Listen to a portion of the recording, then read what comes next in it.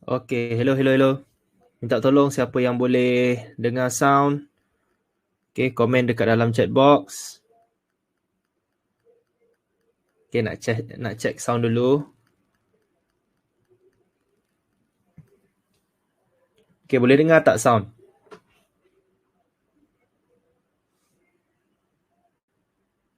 Alright, clear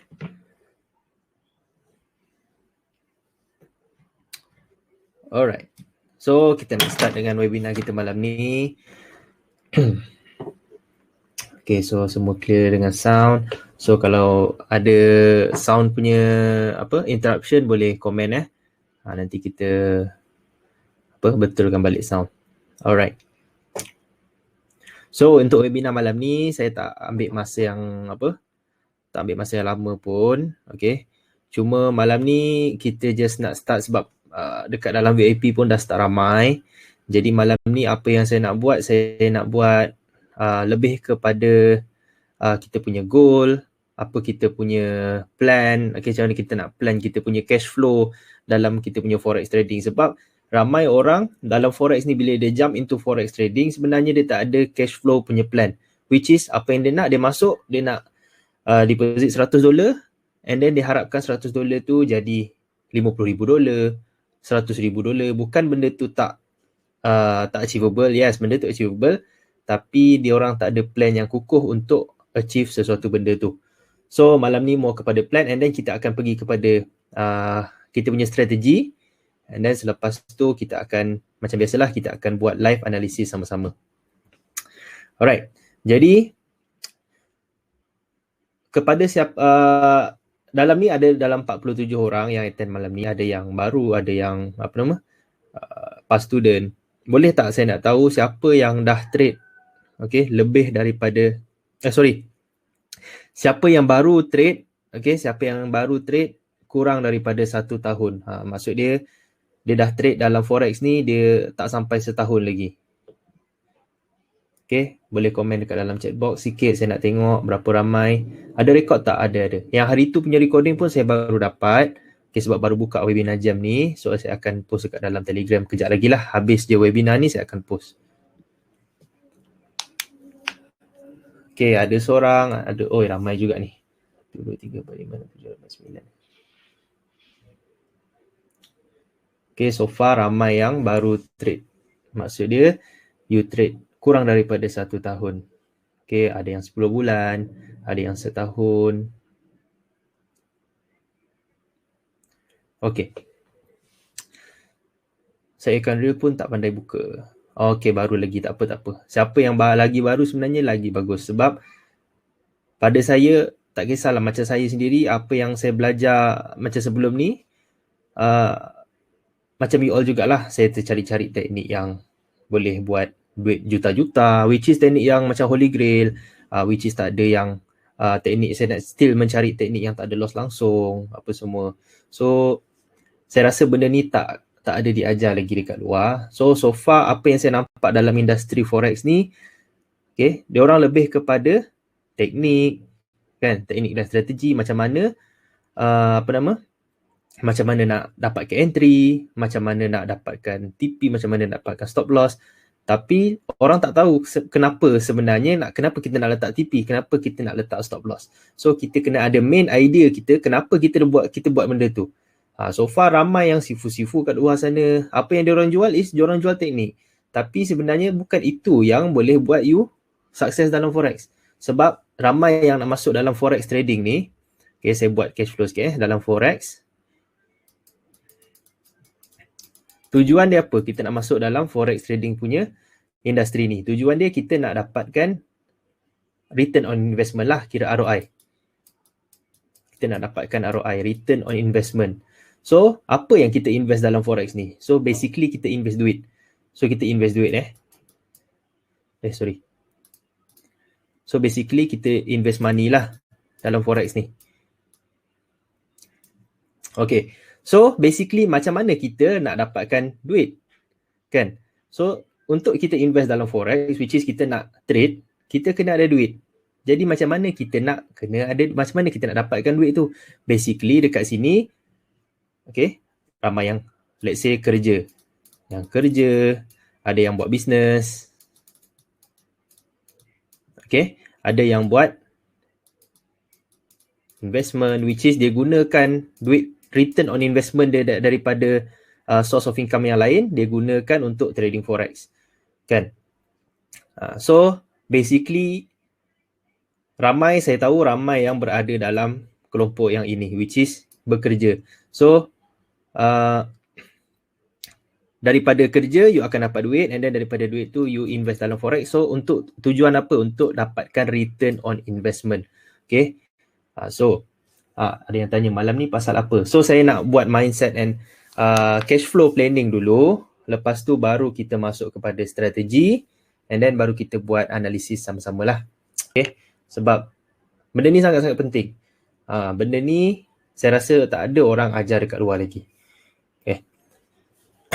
Alright, so basically tadi apa yang saya explain tadi, okay, kita trade forex ni sebabkan kita nak dapatkan return on investment daripada duit yang kita invest tadi. Kita invest dalam forex, kita nak dapatkan return on investment. Jadi berapa return on investment yang sesuai dalam forex trading ni? Ini ramai yang keliru. Okay, ada orang cakap you trade forex boleh untung juta-juta, boleh untung ratus-ratus ribu. Okay, so apa yang orang cakap pasal statement yang itu sebenarnya tak salah. You boleh untung juta-juta, boleh untung ratus-ratus ribu, tetapi you punya modal, you punya duit yang you invest dalam forex tu kenalah relevan dengan berapa untung yang you nak. Let's say, you ada account 100 USD. Relevan tak kalau you nak harapkan untung sehari 500 USD? Itu dah tak relevan. Okay? Itu dah tak relevan. So, benda tu bila dah tak relevan, bila you tak dapat achieve target yang you letak ini, so dekat situlah ramai orang give up. Okay? So, basically, berapa yang relevan ROI kita boleh dapat dalam forex ni? Okay. So, saya boleh bagi ROI ni adalah depends dengan kita punya risk level.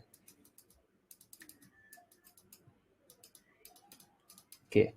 So, ROI ni adalah depends dengan kita punya risk level. Sebab apa? Sebab dalam forex ni, kita sendiri yang tentukan sama ada kita trade tu adalah high risk ataupun low risk.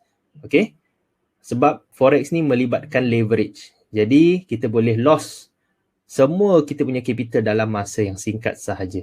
Sebab tu orang cakap forex ni sangat-sangat bahaya.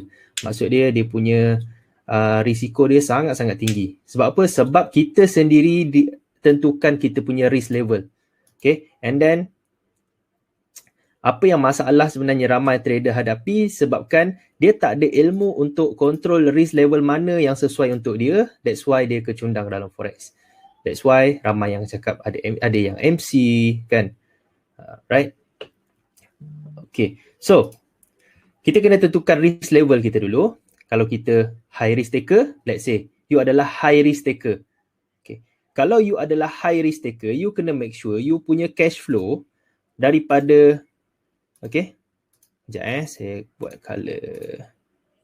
Okay, you kena make sure cash flow daripada sini, daripada petak A ni, maksud dia daripada kerja, daripada business, daripada investment you, kalau you nak buat high risk, tak ada masalah. Itu adalah you punya, okay, you punya decision sendiri.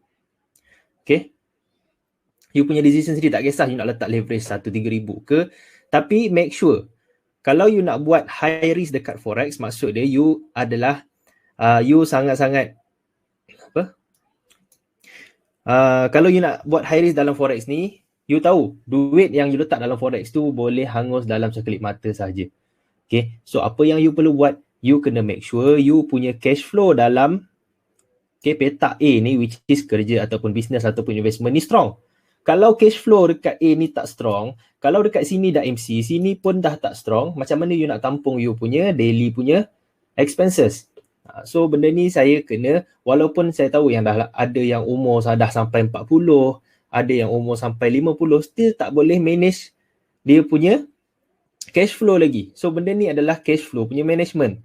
Okay, tak kisahlah you dah kerja 50 tahun ke, you dah kerja 40 tahun ke, tapi kalau you still buat benda yang sama, you tak akan boleh dapat cash flow yang cantik dalam you punya financial. Right? So the first thing is you kena make sure bila you masuk dalam dunia forex ni, you kena make sure you ada cash flow punya knowledge lah. Okay, so basically ini adalah siapa yang nak buat high risk kan. Dia adalah high risk taker. So dia tak kisah kalau investment dia dalam forex hangus, dia punya expenses still boleh ditampung daripada dia punya gaji kerja ataupun dia ada business yang sukses. Okay, monthly punya income business dia pun dah boleh tampung 10 kali ganda dia punya expenses. So no problem, you boleh trade high risk, tak ada masalah. Tapi kalau you punya kerja, gaji pun dah 3,000 sebulan ataupun basically let's say letak 5,000 sebulan, tapi you nak letak duit dalam forex tu, let's say 500 USD, lepas tu you nak buat high risk, itu sangat-sangat tak bijak. Okay, itu adalah sangat-sangat tak bijak. Okay, sebab apa? Sebab kalau dah gaji 5,000 nak letak 500 dalam forex, which is dah 2,000, you punya balance tinggal 3,000. Which is 500 USD yang you letak dalam forex ni, okay, tak tentu dia akan grow. Okay, sebabkan you buat high risk tadi, boleh jadi dia akan MC, which is hilang, jadi kosong. So bila benda ni jadi kosong, dengan menggunakan 3,000 tu, boleh tak you tampung you punya expenses? Kalau tak boleh, then jangan buat. Tapi ramai yang buat sebenarnya benda ni. Okay, dia tahu dia punya expenses dia tak boleh tampung dengan gaji dia sendiri, tapi dia sanggup letak high risk dekat dalam forex. Itu sangat tak bijak. Right? So apa yang you boleh buat untuk, okay, kejap saya clear sikit. Okay, so apa yang you boleh buat, sebab ada orang yang dalam bisnes. Okay, saya faham yang dalam bisnes mungkin dia punya expenses dah boleh cover dah dekat daripada dia punya income business kan. So dia nak trade high risk, tak ada masalah. Okay, saya memang tak larang you trade high risk, which is you nak letak full margin ke apa ke, tak ada masalah kan. The main goal adalah you nak maintain you punya cash flow, which is you kena ada cash flow yang kukuh untuk tampung you punya expenses. Okay, the first thing is, kenapa you nak kerja, kenapa you nak buat business, kenapa you nak buat investment? Sebab you ada expenses. This one, expenses apa? Expenses bayar rumah, untuk beli makanan apa semua. So kalau benda ni tak boleh nak tampung you punya expenses, you still buat high risk dalam forex, itu adalah perkara yang tak bijak. Alright. So macam mana kita nak tweak benda ni? Okay, macam mana kita nak buat? Kan, kalau kita buat low risk, lambatlah kaya.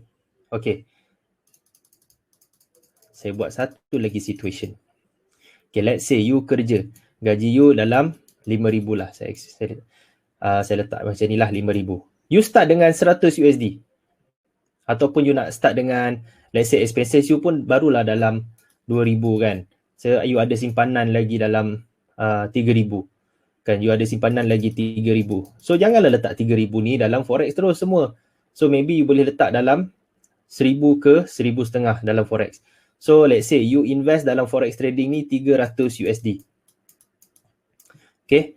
So 300 USD ni, okay, kejap So untuk 300 USD ni, apa yang you boleh buat? You buatlah low risk punya trading, which is untuk low risk punya trading, berapa yang you boleh risikokan per trade. So saya bagi contoh, let's say you risikokan 2 ke 3% per trade. Setiap kali you trade tu maksudnya you akan loss dalam 2 ke 3% lah kalau you punya trade tu tak menjadi. So selalunya kalau 2 to 3% risk per trade, monthly return boleh mencecah lebih kurang dalam 20 ke 30%. Okay, 20 ke 30%. Usually like that lah. So basically 20 ke 30% sebulan ni adalah achievable kalau you control risk per trade you 2 to 3%. Okay, per trade. Maksudnya dalam sebulan tu kita ada 20 trading days lah. Okay, so basically you punya return monthly boleh mencecah lebih kurang dalam 20 ke 30%, which is daripada 300 USD yang you invest tu, mungkin you boleh dapat dalam 60 USD per month. Okay, 60 USD sebulan. Alright. So, adakah benda ni boleh tampung you punya expenses? 60 USD ni lebih kurang dalam berapa RM240. RM240. So, basically apa yang mindset orang sebenarnya, ramai orang masuk dalam dunia forex ni, mindset dia apa? Dia nak gunakan benda ni, okay, which is profit bulan-bulan ni, dia nak gunakan untuk bayar dia punya expenses untuk ganti dia punya expenses kerja dia, which is dia nak ganti dengan duit kerja dia, which is duit daripada kerja dia dapat dalam 5,000. So kalau boleh profit bulan-bulan dia nak ganti dengan monthly income dia. Okay, so itu sebenarnya ramai yang aim, which is itulah goal, boleh dikatakan 80% daripada forex trader. Kan, siapa yang baru nak masuk dalam forex trading ni lah, itulah goal dia. Dia nak at least dalam 5,000 tu, at least dalam forex tu dia boleh gantikan dia punya gaji dalam kerja tu supaya dia boleh berhenti kerja. So far itulah mindset ramai orang. Okay, tetapi goal dia dah betul. Maksud dia goal dia nak 5,000 sebulan daripada forex. Tapi modal dia berapa? Modal dia 300. So benda tu tak relevan. Okay, benda tu tak relevan. Jadi apa yang diorang buat high risk punya trading, diorang deposit 300 USD, dia buat full margin dengan berharapkan dia dapat lebih kurang profit dia dalam 1,000 ke 1,500 USD punya profit. Yes, benda tu achievable tapi dengan risiko yang sangat-sangat tinggi dan tindakan tu sangat-sangat tak bijak. Alright. So basically, apa yang you boleh buat adalah, okay, let's say dekat sini kalau you buat low risk 20 ke 30%, okay, you akan dapat dalam 60 USD. So bersamaan dengan RM240. So memanglah tak mampu untuk tampung you punya expenses. Tetapi dalam forex ni, saya kena tekankan dekat sini, forex ni adalah long term punya investment. Okay, you kena fikir long term. Tak kisahlah forex ke, saham ke, property ke, okay, apa-apa benda yang berkaitan dengan investment, okay, investment, kita mesti ambil masa at least 2 to 3 years. Okay, 2 to 3 years untuk kita nampak hasil. Okay, bukannya 2 to 3 months untuk kita dapat hasil yang banyak and then kita boleh beli Lambo terus. Bukan. Itu apa nama? Kalau you ada mindset yang macam tu, sila tukar you punya mindset. Sebab saya sendiri dulu pun ada mindset yang sama. Which is kita nak deposit 100, kita nak try buat sampai 1,000 kan. Kita ada RM100, saya padam kita ada 100 USD, kita nak buat sampai 1,000. Lepas tu dari 1,000 tu kita nak buat lagi sampai 10,000. Kan, dalam masa let's say sebulan. Lepas tu bulan depan lagi kita nak buat lagi sampai 100,000. Kan, cantik kan plan ni. Tapi plan ni tinggal plan lah, memang tak akan jadi. So far, okay, so far benda ni kalau let's say kita plan benda ni akan settle dalam 3 bulan. Okay, so far benda ni mungkin dah tak sampai 3 bulan daripada 1,000 ni dah hancur dah, jadi kosong. Kan? So apa yang you boleh buat? Macam yang saya cakap, apa-apa berkaitan dengan investment, tak kisahlah you invest dalam property, you invest dalam saham ke, you invest dalam forex ke, indices ke, kalau you nak trade. Sebab dalam trading ni ada banyak instrumen, semua adalah long term punya, okay, long term punya game. Okay, investment adalah long term punya game. Kalau you nak short term, jangan trade forex. Okay, jangan masuk dalam bidang investment, tapi masuk dalam bidang spot toto. Itu adalah short term. Okay, ingat investment ni adalah long term punya game. So apa yang you boleh buat, you kena plan daripada sekarang untuk 2 tahun akan datang. So itulah yang saya buat dahulu. Okay, ada orang yang cakap 2 tahun ni lama sangat lah nak tunggu. Kan, cuba fikir balik 2 tahun lepas apa yang you buat.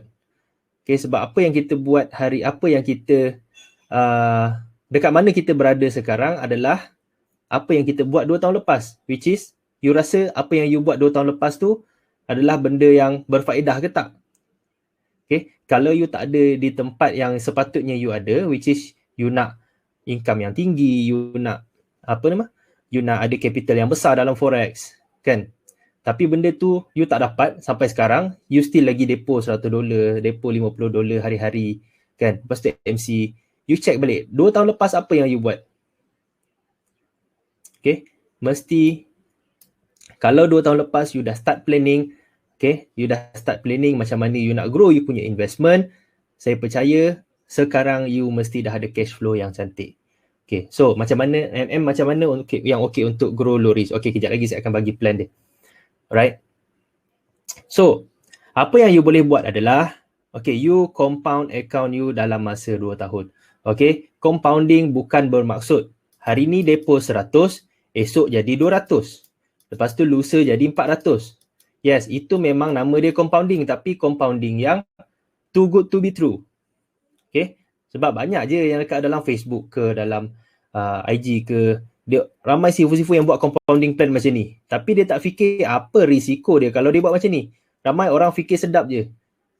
Dia tak fikir apa risiko yang dia hadapi kalau dia buat sesuatu benda tu. Alright. So basically, apa yang you boleh buat, okay, you kena planning dalam masa 2 tahun ataupun setahun dah you dah nampak hasil actually. Okay, tapi kalau you nak nampak hasil yang ketara, you boleh project for 2 years punya grow. Right. So apa yang you boleh buat dalam masa 2 tahun is, the first thing, kalau you ada 100 USD, let's say, saya tahu ramai yang join forex ni dia tak ada modal yang besar sangat untuk trade. Okay, maybe you ada dalam 500 USD, maybe ada yang ada 1000 USD trade kan. So basically saya ambil yang tengah-tengah lah. Saya start dengan 500 USD. Okay, saya start dengan 500 USD. Alright. So, let's say you ada 500 USD sekarang. Sekarang adalah tahun 2020. Okay. Sekejap, sekarang pun dah nak masuk hujung tahun kan. So tak apa. Let's say kita nak start dengan 2021 lah. 2021. So kita punya plan adalah dalam lebih kurang 2023. 2022 lah. End of the year lah, 2022. So basically sekarang you ada 500 USD. So based on kita punya low risk punya plan, okay, kita punya monthly projection adalah lebih kurang dalam 20 to 30% per month. Let's say kita ambil yang tengah-tengah, you buat trade lebih kurang dalam 20% sahaja return per month, which is itu adalah sangat-sangat low risk. Okay, you tak akan kacau you punya emosi bila you trade low risk macam ni. Okay, you tak akan kacau you punya kerja, dia tak akan kacau you punya business. Okay, you akan lebih tenang trade macam ni, which is you trade low risk. Okay, so basically 20% out of $500 you akan dapat lebih kurang dalam 100 USD lah. Betul tak? Okay, 10% is 50, 20% is 100 US dollars. So apa yang you boleh buat, you compound you punya accounts dalam masa setahun, dalam masa 2 tahun, which is you target, okay, you punya account growth monthly 20% only. Tapi you compound based on monthly. Let's say ini ada Januari, bila start je February, okay, bila start je February you compound based on 600 USD pula. Okay, so sama juga bila start March pula, you compound dengan daripada 20% daripada 600 USD adalah lebih kurang dalam 120. So you compound lebih kurang dalam 720. So sama juga and so on. You akan compound you punya account dalam masa 2 tahun macam ni. Okay. So sebenarnya apa yang kalau kita nampak macam ni, 20% ni adalah sangat-sangat sikit. Tapi kalau kita kira dalam masa 2 tahun berapa kita boleh buat kalau kita still go through 20% per month macam ni. Okay, so untuk hari ni kita just buat kiraan sama-sama supaya you all boleh plan sendiri. Okay, so you all boleh nampak dia punya figure adalah sangat-sangat besar compare to other investment. Sebab tu orang cakap forex trading ni low risk high return kalau you pandai manage you punya planning and cash flow. Okay, so kita nak buat kiraan sama-sama. So February, March, April you akan dapat lebih kurang dalam 144 tambah dengan 720, kita dapat lebih kurang dalam 864. So kalau kita tengok sekarang, okay, daripada 500 dah jadi 864 dalam masa 1, 2, 3 bulan sahaja, 4 bulan sahaja. Okay, Mei bulan 5. Okay, kita dapat lebih kurang dalam 172. Bulan 6,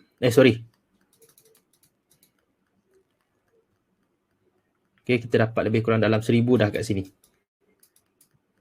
So bulan 6 lebih kurang dapat dalam 1200. Bulan 7 kita dapat dalam 20% daripada 1,200 kita dapat lebih kurang dalam 240. So 1420. So saya nak tengok based on 6 bulan je dulu. 1, 2, 3, 4, 5, 6, 7. So basically, okay, basically kita punya fund, okay, grow 100% in just 6 months. Okay, grow 100% in just 6 months. Sorry, bulan kelima dah 100% dah kat sini. Okay, so account kita bulan kelima dah 100% dah. So you invest lah dekat ASB ke, you invest dekat unit trust ke, mana ada orang bagi 100% return in 5 months. Okay, dengan low risk. Okay, which is 20% per month tu adalah sangat-sangat low risk. Okay, so basically you compound you punya account every single month. Okay, ini adalah every single month punya compounding. So maybe figure dia lebih kurang dalam masa 2 tahun you boleh dapat dalam lebih kurang 10 ke 20 ribu USD dalam masa 2 tahun. Which is 20 ribu USD ni lebih kurang dalam 80 ribu ringgit lah. So dengan memodalkan apa? Dengan memodalkan $502, 2,000 ringgit sahaja. Okay, dengan bermodalkan 2,000 ringgit sahaja. Tapi ini adalah monthly punya compounding. Okay, so before this macam student saya bagi compounding plan. Saya pun tak sure kat mana saya letak compounding plan yang saya buat dulu. Saya kena cari balik. So kalau saya jumpa nanti saya akan post kat dalam group. Okay, ini adalah based on compounding plan yang saya bagi dekat ex-student saya dulu. Okay, start dengan $500. Okay, start dengan $500. So target dalam masa setahun ataupun 2 tahun, you boleh buat dalam 20,000 USD. Tapi ini adalah compounding. So apa yang saya tunjuk figure dalam ni adalah compounding based on monthly. Okay, compounding based on monthly. Tapi you boleh buat juga compounding based on daily. Okay, let's say you punya daily, based on weekly. Daily tak relevant. So let's say weekly you buat dalam 5%.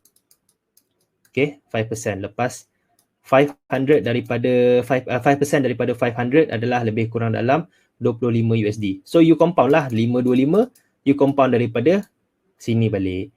20% daripada 525.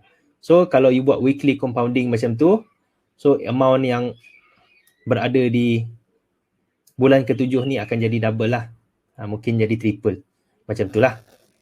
Mungkin dalam bulan ke-7 you dah dapat dalam 2 ke 3 ribu dolar. Tapi apa yang penting dekat sini ni, semua ni akan ambil masa. Okay, semua akan ambil masa, which is ambil masa at least 2 tahun untuk you nampak grow yang sangat-sangat ketara. Okay, sebab apa? Sebab tak ada benda yang short term dalam dunia investment ni. Okay, tak ada benda yang short term dalam dunia investment ni kecuali you main sport toto ataupun you main kuda.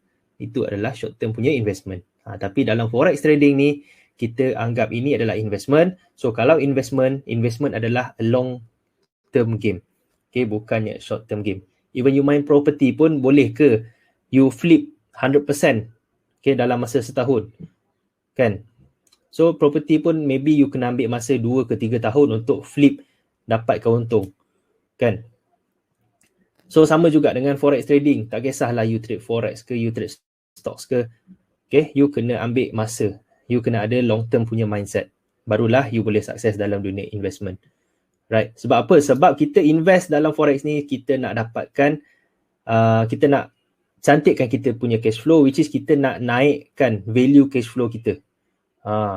Sebab dalam buku Robert Kiyosaki, okay, siapa yang belum baca boleh baca, kita ada 4 quadrant. Kita ada dekat sini ada E punya quadrant, kita dekat sini ada I punya quadrant. I pula. Okay, S punya quadrant, kat sini ada B punya quadrant, dekat bawah ni ada I punya quadrant. So EBSI ni apa benda? E is for employee. Employee maksud dia orang, you bekerja untuk orang. Maksud dia you makan gaji. Lain sangkut, alamak. Tak apa, lain saya punya signal full ni. Saya punya wifi signal full. Saya punya dekat webinar jam ni pun full. Ada problem ke? Ada problem dengan sound ke apa ke?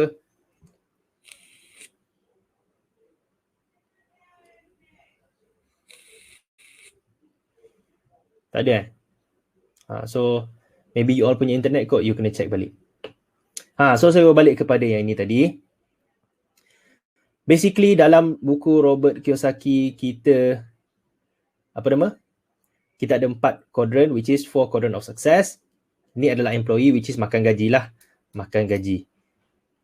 Which is small business ni, maksud dia you ada business and then you adalah, you buat semualah. Maksud dia you yang menjual, you yang buat marketing, semua benda you buat. Macam business kecil lah. Boleh katakan small business. So B ni adalah big business. I ni adalah investment. So, untuk kita, ini nama dia cash flow quadrant. Okay, cash flow quadrant. Okay, so untuk kita dapatkan cash flow yang cantik, kita kena faham 4 benda ni. Okay, dekat mana kita sekarang?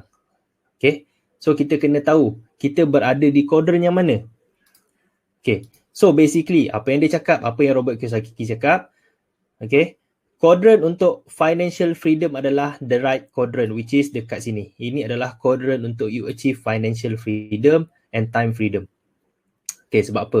Sebab E, which is employee, you bekerja dengan orang, okay, memang you akan dapat gaji, which is gaji you adalah limited, and then timing you pun adalah limited, which is you kena bekerja pagi sampai petang apa semua tiap-tiap hari kan. So basically dekat sini you punya gaji, you punya money tu limited. Limited. You punya time pun limited. So money and time. Okay, so dekat S pula, maybe money you dah naik sikit. Tapi time tu limited.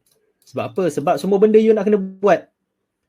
Okay, semua benda you kena buat, which is small business ni maksud dia you lah yang, let's say you jual burger, you lah yang masak, you lah yang ambil duit tu, you lah yang buat marketing, semua benda you buat.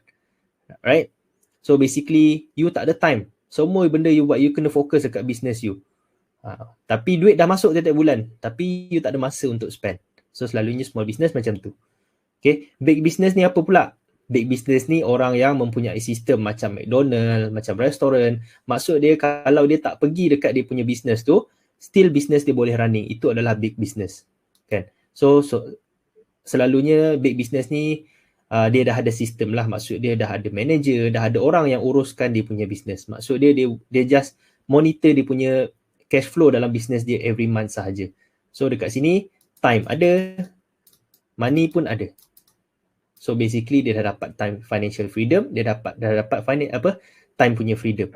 And then dekat sini investment ni pula, you dah dapat time, you dah dapat money juga, which is you punya duit bekerja untuk duit. Investment ni ada banyak. Okay, investment ni ada forex trading, investment ni ada property,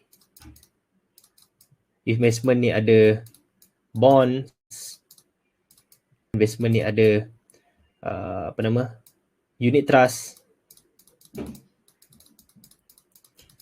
Okay, so apa yang kita kena buat adalah kita kena diversify kita punya investment in future. Kita tak boleh nak fokus kat satu benda je. Sebab tu saya cakap jangan terlalu obses sangat dalam forex trading yang boleh membuatkan you fikir forex trading ni boleh buat you dapat financial freedom terus, you tak perlu buat apa-apa dah. Bukan. Okay. Still, setiap investment boleh ada peluang ada risiko dia tersendiri. Okay, setiap investment ada risiko dia tersendiri. Tak kisahlah property ke, bonds ke, unit trust ke, semua boleh terciduk punya. So apa yang you boleh buat, macam saya sendiri, saya tak fokus investment kepada forex sahaja. Okay, which is kita pelbagaikan kita punya investment. So that kalau investment kita dekat forex ni, let's say monthly tu kita mungkin ada dapat tak dapat return yang kita target. Okay, kita at least ada investment, unit trust ke, bonds ke, apa semua. So untuk backup kita punya investment yang lain yang kalau forex kita tak jadi, mungkin property kita boleh backup. Kalau bonds kita tak jadi, mungkin forex boleh backup. So benda itulah kita perlu ada untuk kita punya cash flow tu cantik. So kita kena work toward this lah. Maksud dia dalam forex, let's say kita dah tahu dalam forex ni kita adalah long term punya investor, kita nak invest dalam masa 2 tahun. Let's say kita punya forex punya financial investment tu dah okay dalam masa 2 tahun. Mungkin you boleh start dengan property, mungkin lepas tu you boleh start dengan unit trust. So that bila you pelbagaikan you punya investment, okay, barulah cash flow you cantik untuk you cover you punya expenses. Okay. So saya tak nak you ada mindset yang forex ni boleh buat you dapat financial freedom and time freedom dalam masa yang singkat. Okay, itu adalah benda yang sangat-sangat tak bijak. Okay, so kita kena invest dalam forex ni dengan return yang achievable and return yang relevant. Okay, so sebab tu saya cakap trade forex ni tak susah. Okay, tak susah kalau you tak ada target yang tak munasabah. Kalau target you dalam 50,000 sebulan tapi you punya deposit pun barulah $1,000 sebulan, okay, itu adalah benda yang tak logik. Boleh jadi tapi tak logik, kan? So you kena ada plan yang betul dalam dunia forex ni. So saya tekankan sekali lagi, forex ni adalah long term punya investment, bukannya short term punya investment. You kena ada long term punya plan, right? And then you fikir ada ke orang yang dah berjaya buat long term punya plan ni? Okay, ada. Kejap lagi saya akan post dekat IG story. You tengok, saya rasa ada dalam 5 ke 6 orang student yang deposit, saya rasa seorang tu $1,000, ada yang deposit $500 juga, and account dia grow dah sampai $100,000, grow sampai $80,000, ada yang grow sampai $300,000. Tapi benda tu bukan grow dalam masa yang singkat. Itu adalah grow dalam masa 2 ke 3 tahun. Okay, benda tu adalah grow dalam masa 2 ke 3 tahun.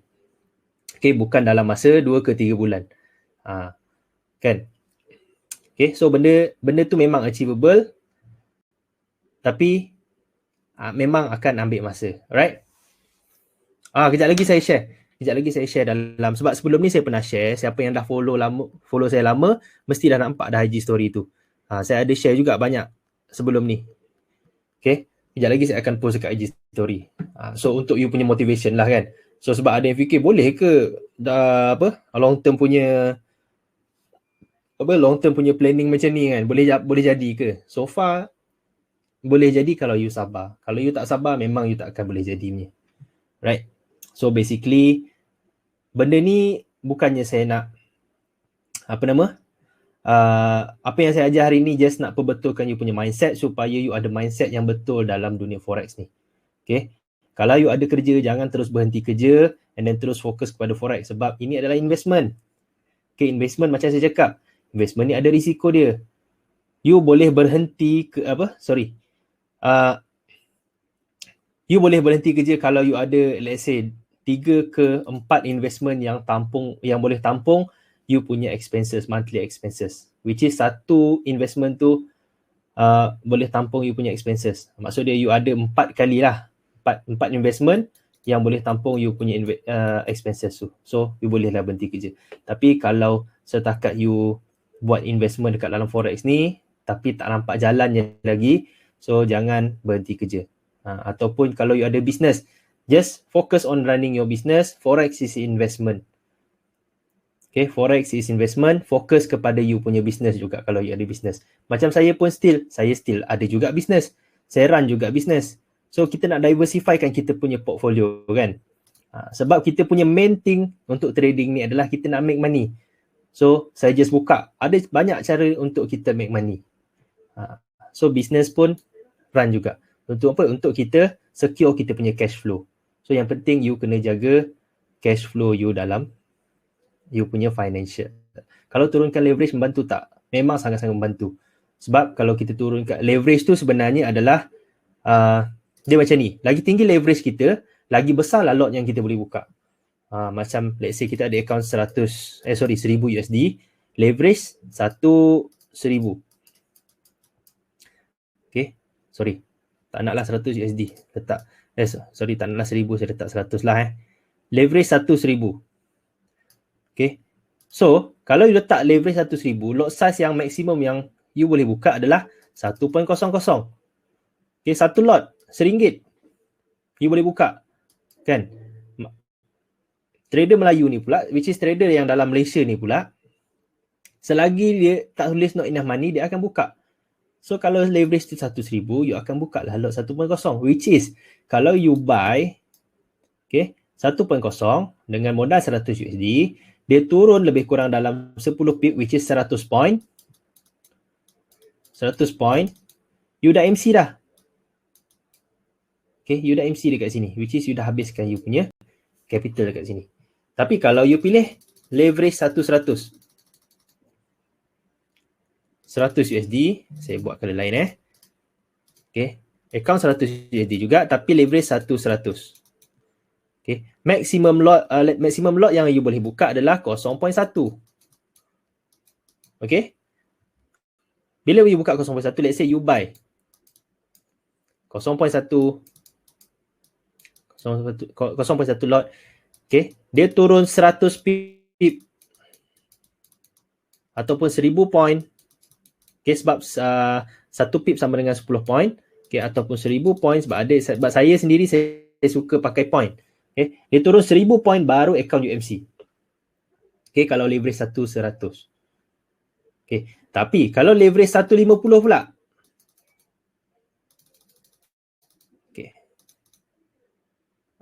sini leverage 150, maximum lot yang you boleh buka 0.05. So untuk UMC, let's say you buy dekat sini, dia turun lebih kurang 2000 points baru you account UMC. Dia turun 2000 points baru account UMC. So dekat sini sebenarnya apa maksud leverage tadi? Maksud dia kalau macam 150, you maximum lot you boleh buka 0.05 lah. Maksud dia kalau lepas 0.05 tu you nak buka, dia jelas cakap not enough money. So macam tu lah. So lagi tinggi leverage kita, lagi tinggilah lot size yang kita boleh buka. So itulah function leverage ni sebenarnya. Untuk leverage ni kan dia macam pinjaman daripada broker. Lagi tinggi pinjaman dari broker, lagi besarlah lot size yang kita boleh buka tu. And then lagi tinggilah risiko kita. So basically, sebab itulah saya suruh control, kalau you nak trade, ambil leverage 100 ataupun 150. Kalau you ada account 100,000 USD ke atas pun, 100k USD ke atas, normally broker akan minta you tukarkan leverage kepada 100. Semua broker macam tu. Kalau ada broker yang berani bagi 1,500 dengan capital orang tu adalah $100,000, itu tak masuk akal. Itu confirm dia letak fund tu dekat dalam book B, which is itu dah knowledge lain dah pula kan. Sebab dalam forex ni, dalam brokerage punya business ni ada B book dengan A book. So kalau benda tu saya tak ajar lah malam ni. Itulah nanti saya akan sampaikan jugalah knowledge tu pasal brokerage ni. So kalau dia berani bagi 1,500 dengan capital you $100,000, saya garanti itu dia masukkan dekat dalam B-book. Maksud dia you punya trade tu tak masuk dekat dalam order bank pun. Tak masuk dekat dalam liquidity provider pun. Sebab apa? Sebab liquidity provider bagi dekat broker adalah 150 sahaja, tak lebih. Liquidity provider bagi dekat broker adalah 150. Maksudnya duit broker dengan liquidity provider tu leverage dia 150. So, apa yang broker bagi 1,500 tu, itu adalah semua adalah book B. 100 pun still book B, tapi dia dengan dia buat dia boleh buat hedging, apa semua boleh tampung lah bila you ada profit dekat sini walaupun dia ada book B. So itu dah masuk dalam brokerage punya brokerage punya knowledge. So yang tu insyaAllah nanti saya boleh share lah juga apa yang saya tahulah. Apa yang saya tak tahu saya tak boleh lah nak share. Alright. So basically leverage ni untuk control kita punya risk level lah, supaya yes memanglah kita plan nak buat low risk kan, tapi kadang-kadang kita dah geram apa semua kan, kita entry je sampai not enough money macam tu. So leverage tu dia boleh control kita punya trade tu supaya kita tak over trade. So sebab tu saya suka leverage yang kecil. So macam kita tengah bernafsu ni, kita nak balas dendam, tapi kita nak buka lot besar je, dia cakap not enough money. So benda tu dah menghalang lah untuk kita buat benda yang tak elok. Okay. So kalau macam you tak boleh nak control you punya risk level, better you pakai leverage yang rendah. Okay. So, basically, you dah tahu dah, you nak planning dalam forex ni adalah you nak buat long term punya investment. You nak grow you punya account dalam masa yang lama. Dalam masa yang long term punya period lah. Which is ambil masa setahun ataupun 2 tahun macam tu. Okay. So, macam mana you nak control you punya, macam mana you nak set you punya risk masa-masa you trade tu. Okay. So, basically, dalam forex, okay, sebelum ni webinar ni saya ada ajar juga, tapi saya nak recap balik. Okay, dalam forex trading ni, kita boleh dikatakan kita buat analisis ni, analisis kita bukan 100% tepat. Okay, dalam forex trading ni adalah game of probability. Right? Game of probability. Sama juga dengan macam orang main kasino apa semua, diorang adalah game of probability. Diorang lagilah. Okay, saya nak buat comparison between forex dengan kasino. Forex ni kita boleh analisis. Kasino ni tak boleh analisis sebab analisis macam mana pun kita still tak tahu kad apa yang akan keluar bila kita main poker. Okay, forex ni kita boleh, ni technical lah kan yang first ni. Okay. Yang kedua, forex ni kita boleh tengok fundamental, which is apa yang boleh menyebabkan sesuatu currency tu turun ataupun naik. Okay. So basically fundamental kita ada juga dalam forex ni. Kita maksud dia punya clue fundamental tu ada juga. So basically dalam forex ni ada 2 clue untuk kita tahu ke mana market akan pergi. Tapi kasino pun tak ada juga. Okay. Tetapi kita nampak perbezaan ni. Forex kita boleh buat analisis, kita boleh buat fundamental analysis. Okay. Tapi macam mana orang boleh sukses dalam kasino? Okay. Macam mana orang boleh sukses dalam kasino? Ada je, kalau you search dekat Google, successful casino player. Ada ramai, sangat-sangat ramai. So macam mana dia orang buat? Sebab apa? Dua-dua ni adalah game of probability. Kasino pun sama. Probability. Cuma perbezaan dia dengan kasino, forex dengan kasino ni, okay, forex dengan poker ni, forex ni kita boleh analisis, kita boleh buat technical analysis, kita boleh buat fundamental analysis. Ada benda yang membantu kita untuk kenal pasti arah trend. Okay, ada benda yang membantu kita untuk kenal pasti arah trend supaya kita boleh buat decision yang betul. Tapi kasino pula tak ada. Kita still tak tahu apa kad yang akan keluar. Okay, kita tak akan boleh tahu kad apa yang akan keluar. So kita tak tahu sama ada kita akan menang ke kalah. Macam mana ada yang boleh sukses dalam dunia kasino ni, dalam dunia poker, dalam dunia blackjack. Ini adalah game of probability. Okay, you fokus kepada probability punya management. Okay, saya guarantee you all boleh konsisten dalam forex trading juga. Sama juga dengan kasino. Macam mana diorang boleh sukses? Diorang main game of probability. Maksud dia masuk kasino, dia bawa $1,000. Okay, selalunya successful kasino player ni, dia tak pump terus $1,000 dekat satu game. Okay, dia tak pump. Kalau yang pandai main kasino ni, dia ada $1,000 dia bawa masuk kasino, dia tak akan pump semua $1,000 okay, dalam satu game.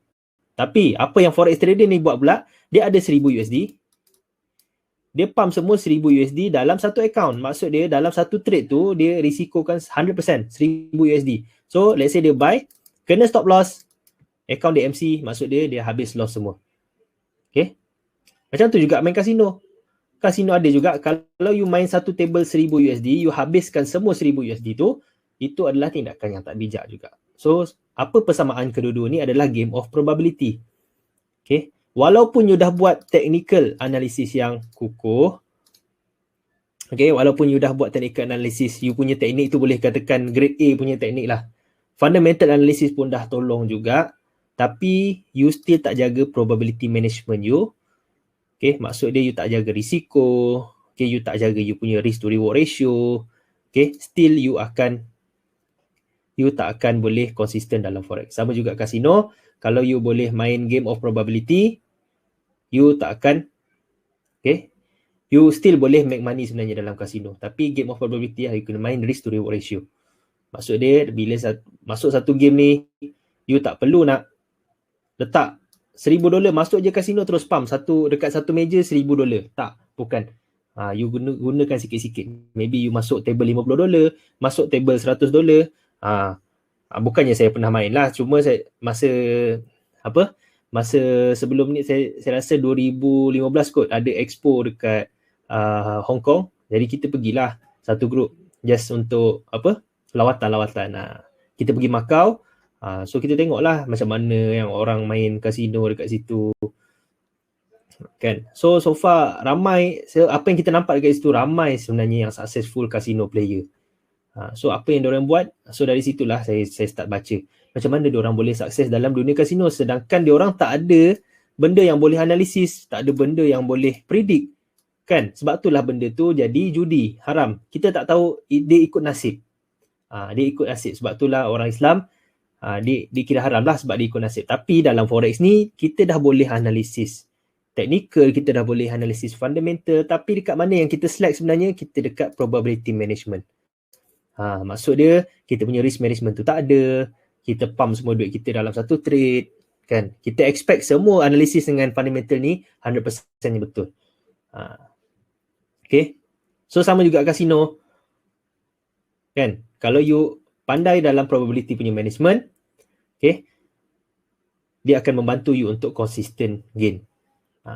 So benda ni saya baca dalam buku Trade Like a Casino. Okay, ada je buku tu dalam internet. So basically dalam tu pun dia ada share juga beberapa strategi menggunakan indikator apa semua.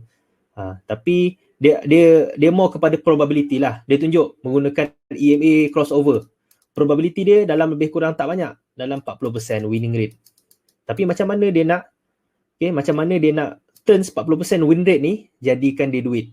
So ada caranya. Caranya apa? Cara dia adalah risk to reward ratio.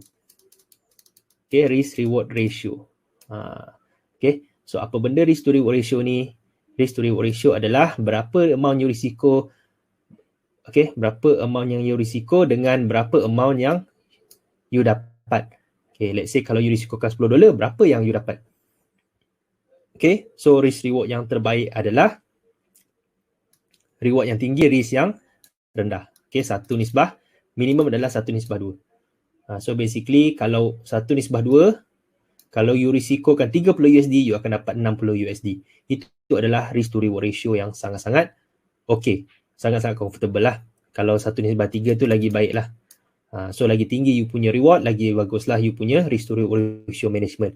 Maksud dia kalau lagi tinggi you punya risk to reward ratio punya management, okay, kalau you gunakan teknik bodoh pun, based on EMA crossover pun, you still boleh make money. Okay, based on EMA crossover tau. Macam 20, EMA 20 cross dekat EMA 50, you buy. EMA 20 cross bawah EMA 50, you sell.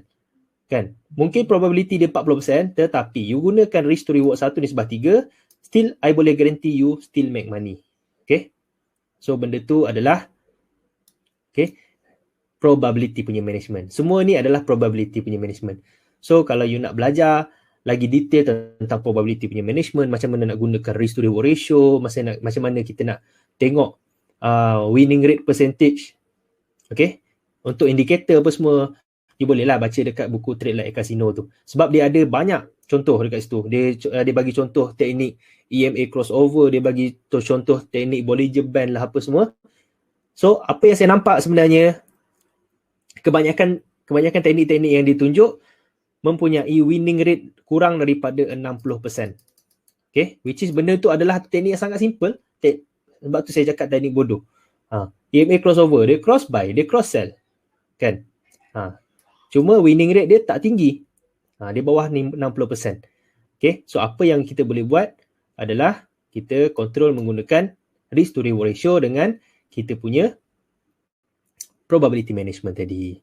Tapi kalau kita ada benda yang untuk kita boleh improve, kita improve lah. So dari segi technical, macam mana kita nak improve technical kita?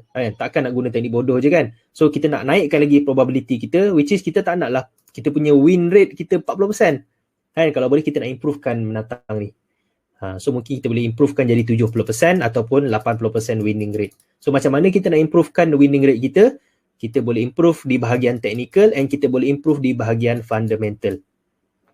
So macam mana nak improve di bahagian technical? Maybe kita boleh start belajar support dan resistance, key level analysis apa semua. Kita kukuhkan lagi cara kita analisis market supaya kita punya analisis tu lagi solid lah. Supaya kita boleh dapat kenal pasti arah dengan tepat. Okay, and then kita boleh bantu juga dengan fundamental. So macam mana kita nak bantu dengan fundamental? So sebab itulah saya buat VIP group tu. VIP group ni saya akan fokus more kepada fundamental and technical jugalah. Tapi saya akan fokus more kepada fundamental lah. So saya akan for now mungkin start esok ataupun lusa saya akan bagi fundamental view untuk major pair lah. So basically sebab kita pun ada subscribe Rand Squawk. Okay, Rand Squawk tu adalah live audio punya news. So daripada live audio punya news yang kita dapat tu kita akan inform dekat dalam Telegram lah. So itu adalah kita punya main target. Sebab saya faham ramai yang tak ada masalah pun di bahagian technical kan. Tapi di bahagian fundamental ni mungkin ada yang masalah sikit sebab kadang-kadang bahasa dia bukan bahasa kita kan. So apa yang dia bagi statement dalam let's say FX Street ke Forex Watch ke apa, mungkin bahasa dia kita tak faham sebab bukan bahasa kita. Itu adalah bahasa investment kan. So apa yang kita boleh buat dalam grup VIP tu kita bantulah. Kita akan translate dalam bahasa yang mudah faham. Right? Macam mana yang tak reti tarik trendline, SNR, SND, boleh. Sebab tu kita dalam VIP tu saya ada provide webinar. Okay. So dalam webinar tu siapa yang join VIP tu boleh klik dekat pin punya post. Okay, boleh tengok video-video tutorial yang kita dah buat sebelum ni. Right. So basically webinar yang kita buat let's say dalam saya rasa so far selagi saya free kita boleh buat seminggu sekali. Okay, kalau saya tak free mungkin dalam 2 minggu sekali macam tu. Tapi more kepada education lah. Disebabkan hari ni so far ramai. Sebab hari tu saya rasa minggu lepas kot ramai juga yang join VIP tu. So hari ni just mukadimah lah. Pengenalan, saya nak betulkan mindset dulu. Saya nak betulkan mindset you all bila dalam forex trading ni. Kalau you ada mindset yang betul, boleh je, tak ada masalah you nak sukses dalam forex trading. Okay. Alright. Sukses dalam sukses lupa pula nak cakap. Sukses dalam forex trading ni bukannya bermaksud you dapat 50 juta ke 100 juta ke dalam forex trading. Okay, sukses dalam forex trading ni bagi saya adalah you boleh control you punya risiko ataupun control you punya probability management and dapatkan lebih kurang dalam 20 ke 30% per month. Itu boleh dikatakan dah sukses dah bagi saya. Okay, buat benda ni in a long term run. Buat dalam at least 6 bulan ke setahun ke. Okay. Walaupun you ada account 10 USD. Account 10 USD you grow banyak ni dalam masa 6 bulan ke setahun. Itu saya dah sangat-sangat respect. Okay. Saya boleh katakan you dah sukses dalam forex trading. Sukses dalam forex trading ni bukan kira you ada 100 juta ke 50 juta ke, bukan. Sebab ada je yang ada account $100,000 still tak dapat lagi nak maintain profit. Nak maintain buat duit tiap-tiap bulan. Still, deposit $100,000 kadang-kadang loss 50%. Lepas tu, recover balik jadi $100,000 balik. Lepas tu loss balik lagi 30%. Okay? Jangan anggap orang yang ada account, maksud dia capital yang besar dalam forex ni dia dah sukses. Bukan. Okay? Sukses bagi saya adalah dia boleh buat consistent return in 6 to 1 year. 6 months to 1 year and dia punya return adalah relevant return. And kalau benda ni you, let's say you ada portfolio yang bagus dalam masa setahun ke 2 tahun, okay, mungkin dekat situ you dah start boleh masuk fund management punya industri. Mungkin you dah boleh start manage fund lah sebab you dah ada proven track record which is you boleh buat 20 ke 30% per month dalam masa 6 bulan ke setahun. So tak ada masalah you nak start fund management punya industri. Kan? So fund management tu adalah salah satu juga cabang macam mana kita nak buat macam mana kita nak buat duit lah, which is fund management tu dalam dalam S punya quadrant lah, which is kita nak tambahkan income kita dekat sini untuk masukkan dekat sini. Kan quadrant B dengan I tadi kan. Ini adalah E. So macam kita kena fikir jugalah macam mana kita nak tambahkan income kita dekat sini supaya dapat masukkan dekat belah kanan ni. Alright. Okay. So itu adalah so far psikologi dalam trading. Saya dah ajar apa cara untuk plan, cara untuk planning kita punya cash flow, and then saya dah explain juga tentang risk to reward ratio, probability management. Okay, so kejap lagi saya akan explain tentang SOP strategi kita, tapi saya akan explain in general lah. Malam ni saya tak ajar secara detail sangat bab strategi. Strategi kita akan buat satu lagi webinar nanti, more kepada kita fokus pada strategi saja. Cuma malam ni saya just recap strategi yang kita dah belajar sebelum ni, and then kita akan buat live analysis sama-sama lah. Okay, so minta dalam masa 2 minit lah kita nak start balik, sebab saya nak reset balik PC lagi satu untuk saya buat screen sharing kejap. Right, kejap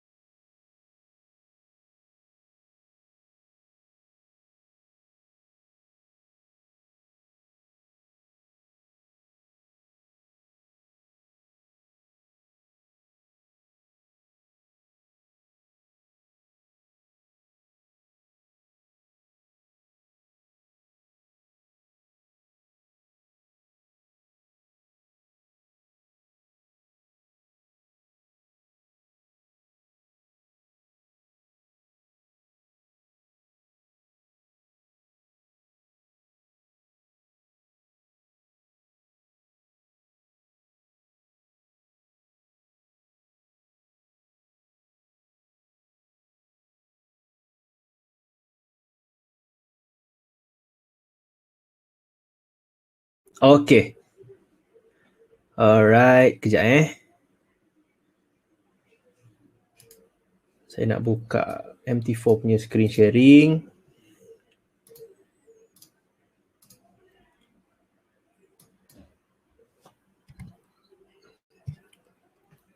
Okay, boleh nampak tak MT4 punya chart dalam screen?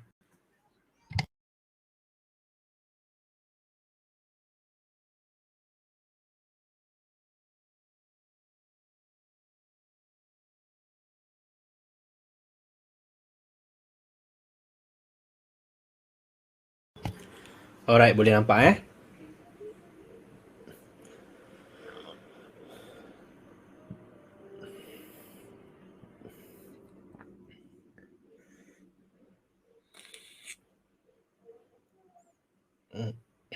Alright. So basically malam ni kita just nak recap balik strategi yang kita dah belajar sebelum ni, which is kita punya strategi adalah trend punya base. Yang pertama, apa yang paling penting yang kita nak tengok adalah trend. Okay, saya akan recap satu-satu. Sekejap lagi saya akan tunjukkan contoh lah. Okay, yang kedua kita nak identify key level.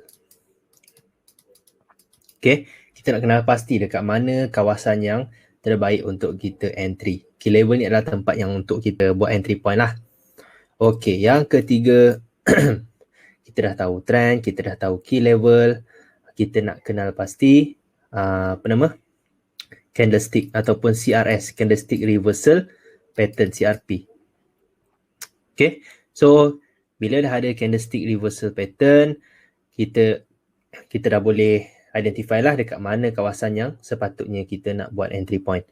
Okay, key level ni adalah untuk apa? So macam yang saya dah ajar sebelum ni, key level ni adalah tempat yang paling terbaik untuk kita buat decision, sebab itu adalah tempat yang boleh dikatakan paling murah.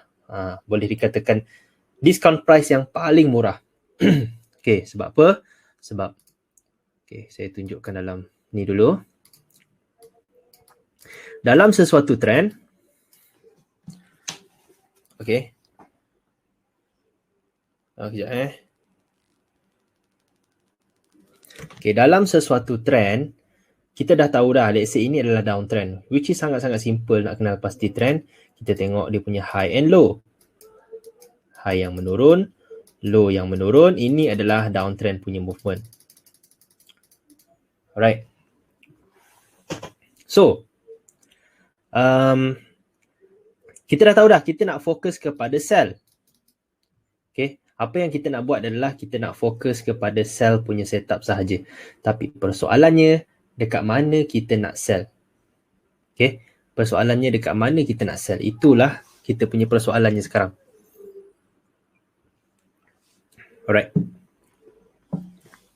Jadi, apa yang kita boleh buat adalah kita cari tempat-tempat yang ada possibility untuk price reverse. Maksud dia, kita kena cari tempat-tempat di mana ada possibility untuk price, bila dia nak buat retracement, dia turun ke bawah balik. So, kita nak tahu dekat mana spot dia daripada atas ni sampai kat bawah ni. Okay, daripada atas ni, point dekat atas ni which is previous high, sampai ke sini. Maksud dia, daripada sini sampai atas ni, kita nak tahu kawasan mana yang terbaik untuk kita entry sell. Sebab as long as kita follow the trend, dekat mana-mana pun kita boleh sell juga sebenarnya. Kita nak sell kat sini boleh, kita nak sell kat sini boleh, kita nak sell kat sini pun boleh, tak ada masalah. Okay. Sebab apa? Sebab dia punya trend adalah downtrend. So apa yang kita boleh buat adalah untuk naikkan lagi probability dia. Maksud dia untuk kita kurangkan lagi kita punya floating lah. Kan? Sebab forex ni adalah game of probability. Kita nak kurangkan kita punya risiko. Alright. So apa yang kita boleh buat adalah kita nak cari tempat yang terbaik untuk kita buat entry point. Okay. So basically key level kita terletak di atas ini. Okay. Key level terletak di atas ini. And kenapa saya cakap key level adalah tempat yang terbaik untuk entry? Sebab itu adalah decision punya area. Di mana kalau price naik ke atas, break kawasan key level ni, boleh dikatakan market ada potensi untuk naik ke atas. Disebabkan apa? Bila dia break kawasan ini, kita dah mempunyai dua high yang menaik. High. Okay. Tetapi, boleh ke kita buy terus? Okay. Persoalannya boleh tak kita buy terus? Kalau kita dah tahu dia dah break dekat previous high tu, jawapan dia tak boleh. Sebabkan apa? Sebab kita baru ada dua high yang menaik. Kita kena tunggu apa? Kita kena ada dua low yang menaik juga. Barulah kita consider itu adalah uptrend. And bila dah confirm uptrend, you nak buy dekat mana-mana pun tak ada masalah, buy lah. As long as you follow the trend. So itulah konsep dia sebenarnya. Okay, cuma okay, kenapa kita nak identify key level tadi? Untuk kita dapatkan entry yang lebih kurang risikonya. Okay, jadi bila ada dia naik atas, okay, let's say kita nak gunakan SNR. Kat sini ada SNR. Okay, support and resistance kan. Dia adalah support become resistance. Kita nak gunakan dekat sini. Let's say dekat sini, kita nak sell. So tak ada masalah pun sebenarnya. As long as you follow the trend. Kita nak sell. Tetapi ada potensi juga dia boleh naik ke atas ni. Tapi dia still downtrend. Dekat point mana dia tukar trend tadi? Dekat point atas ni. So maksud dia bila kita sell dekat atas ni. Okay, kalau kita sell dekat atas tu, price break dekat atas. Okay, price break lagi ke atas. Maksud dia punya trend ada potensial untuk bertukar. Maksud dia kita punya probability untuk sell tu dah kurang. Jadi kita cut loss tu tak adalah terlalu banyak. Berbanding kalau kita sell dekat bawah ni. Okay, kalau kita sell dekat support become resistance ni. Kalau kita sell dekat sini, mestilah stop loss kita pun lebih kurang dekat tengah-tengah ni. Okay. Sebab kalau nak letak stop loss kat atas ni, okay, dah besar sangat dah stop loss kita. Sell kat sini, stop loss kat atas tu. So mungkin dia punya jarak dia agak besar. Kan? So tempat yang terbaik untuk letak stop loss pula adalah kat sini. Tetapi bila kita letak kat stop loss kat sini, sebenarnya market ada ruang lagi untuk dia naik ke atas. Tapi dia still downtrend lagi walaupun dia break dekat kawasan resistance support become resistance ni. Okay. So saya ulang balik, walaupun dia break di kawasan support become resistance ni, market still downtrend. Sebab apa? Sebab dia ada dua high yang menurun, dua low yang menurun. Kan? So kalau let's say trade kita stop loss kat sini, dia naik, dia boleh naik ke atas lagi. Dan kalau dia turun ke bawah, so dekat situlah emosi kita terganggu. Kita dah cakap, alamak, kita dah betul dah arah kan tadi. Arah kita dah betul dah sell. Kan? Cuma kita punya stop loss tu, kita tak bagi ruang untuk dia bergerak. Tapi kalau tak letak stop loss pula macam mana? Tak letak stop loss pula, satu hal lagi. You sell kat sini, dia naik, dia terus tukar trend, last UMC. Itu pun satu lagi masalah pula. Jadi sebab itulah tempat yang terbaik untuk you entry adalah di kawasan ini, key level tersebut. So sebab itulah entry point dekat key level boleh dikatakan entry point yang terbaik. Okay. Tak semestinya you tak boleh entry dekat SBR RBS. Boleh, tak ada masalah. Cuma you kena aware yang mungkin trade you punya trade boleh kena stop loss sebab still ada ruang lagi untuk market naik ke atas lagi. Macam itulah. Okay. Tapi tak ada masalah pun you nak masuk kat dalam tu, as long as you control you punya risk to reward ratio, control you punya risiko. Let's say you 2% per trade, you risk, trade kena stop loss, tak ada masalah, you baru lost 2%. And then you entry lah balik ke atas ni. Ada rejection, you masuklah lagi ke atas ni. You risiko lah kan lagi 2%, maybe dekat atas ni sukses. You dapat risk to reward ratio 1:2, you dapat 4%. Win 4%. So 4% tolak 2%. So balance you dapat dalam 2% lah profit you. Total. Walaupun dekat bawah ni you kena stop loss tadi, ke atas ni baru TP. Tapi you still make for 2%.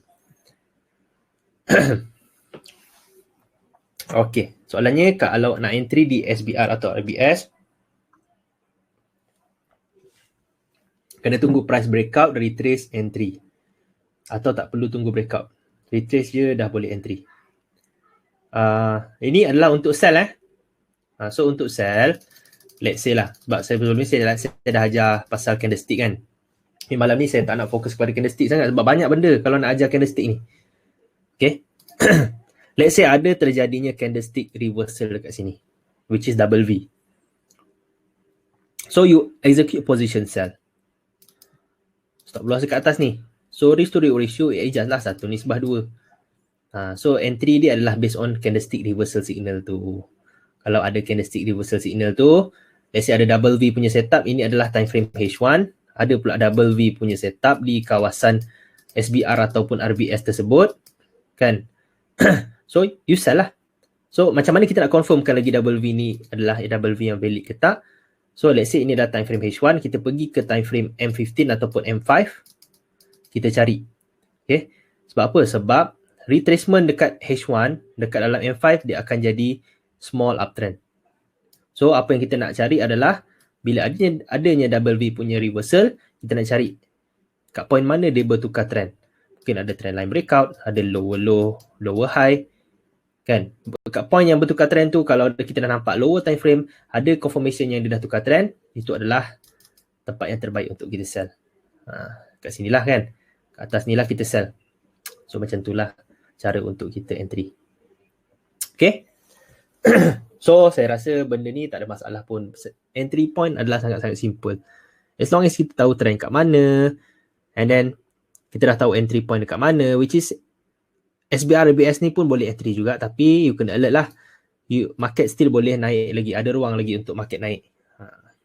So maksud dia kalau entry dekat RBS, SBR tu bukan tempat yang paling strategik lah untuk you sell.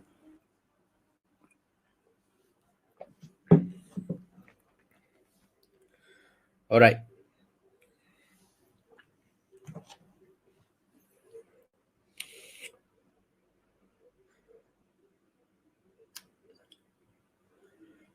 Okay, so lepas kita dah tahu strategi kita implement lah kita punya risk to reward ratio 1:2, and then kalau boleh per trade tu kita risikokan 2% per trade, ataupun nak naikkan sikit boleh buat dalam 3% lah per trade. So itu yang relevan lah, 3% per trade. So untuk dapatkan 6% reward. So itu adalah risk reward yang relevan, yang boleh dikatakan boleh diterima lah. Okay, boleh faham So bab strategi saya rasa semua dah clear. Sebab malam ni kita tak more kepada strategi sangat. Sebab saya nak fokus kepada mindset je malam ni. Okay. So saya rasa saya nak pergi kepada live analysis lah. Kita akan buat analisis major pair and minor pair sikit, 2 ke 3 ke macam tu lah. Alright. Okay. So untuk analisis yang pertama, saya buat intraday punya saya rasa sebab ramai yang intraday punya trader kan. So maybe saya boleh buat intraday punya time frame lah kot. Saya gunakan time frame M30 ataupun H1 macam tu lah. Okay. Alright.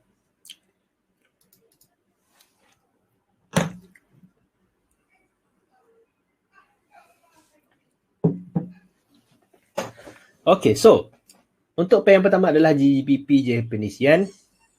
Okay, untuk GBP Japanese Yen, apa yang saya boleh nampak lah, dia ada potensial untuk turun ke bawah. Okay, dia ada potensial untuk turun ke bawah disebabkan, okay, kalau kita tengok dekat sini, kita ada, okay, dia dah break dekat previous low juga dekat sini, and dia tengah retest dekat previous low tu lah. Maksud dia tengah retest dekat kawasan support become resistance. So ada potensial untuk market turun ke bawah.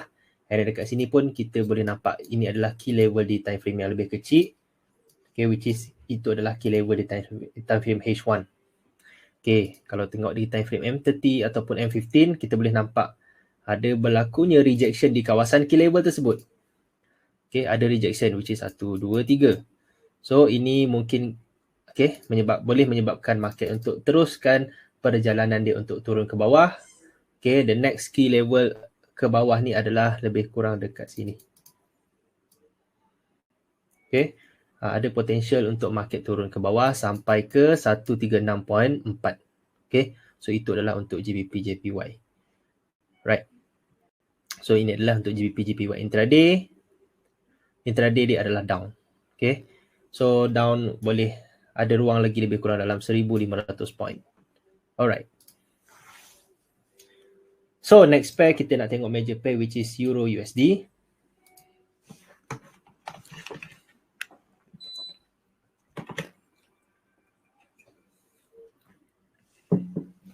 Alright. So untuk Euro USD saya nak tengok dekat M30, H4 dulu. Okay, apa yang terjadi di time frame H4 ni adalah dia bergerak dalam bentuk range. Okay, goal kejap ya, sabar. Okay, dia bergerak dalam bentuk range yang besar, agak besar lah range ni. So boleh dikatakan ini dalam time frame H4 ni dia boleh dikatakan sideways lah. Sideways punya movement. Okay, jadi ada potensial untuk dia sampai juga dekat atas ni. So far dia belum sampai lagi dekat atas tu. Okay, ada potensi lah untuk dia sampai ke atas tu.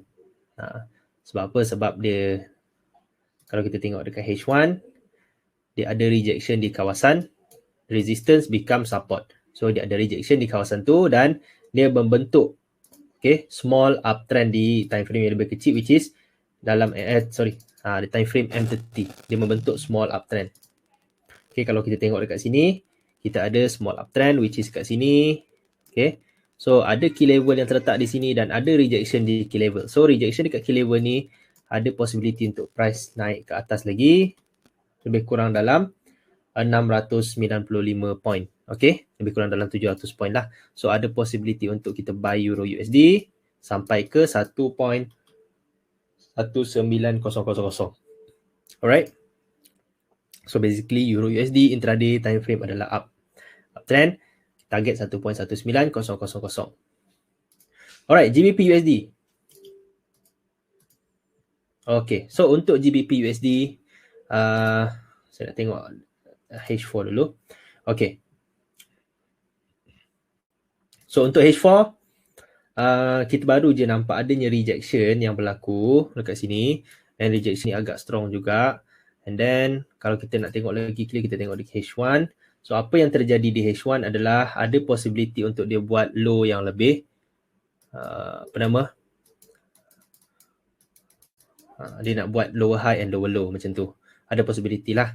Okay, sebab apa kat sini ada trend line break, kat sini pun ada trend line break. Boleh dikatakan ada double trend line break dekat sini. Okay. Kalau kita buat trend line di kawasan ni dah breakout. Kalau kita buat trend line dekat sini pun dah breakout. Maksud dia ada double trend line breakout. So ada potensi untuk GBP USD turun sampai ke bawah dekat sinilah. Ni untuk intraday punya view lah. So ada potensi untuk GBP USD turun ke bawah sampai dekat 1.311.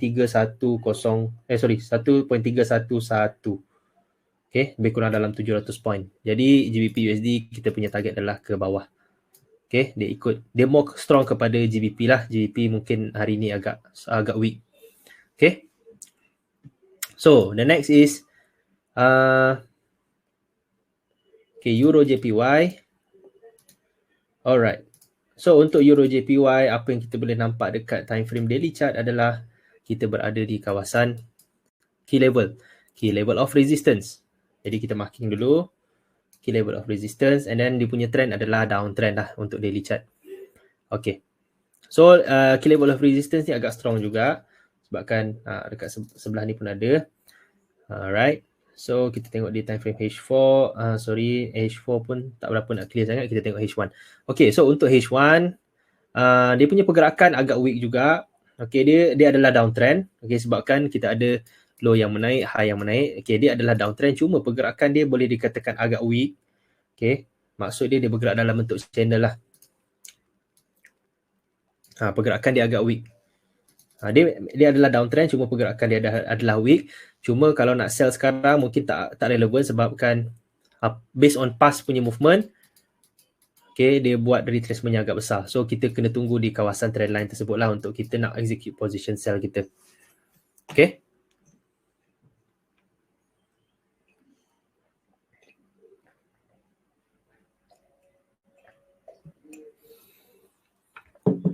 Alright. So itu adalah untuk Euro JPY, tapi view kita adalah downtrend. Okay. So next pair adalah USD Canada. Okay. Dan itu bukan korektif ke? Yes, dia macam korektif jugalah Euro JPY tadi. Cuma trend dia still downtrend. Mungkin kalau intraday punya time frame, view dia adalah ke bawah lah. Cuma untuk intraday ni sekarang pun dah nak end of session. So tak relevan lah kalau nak sell sekarang.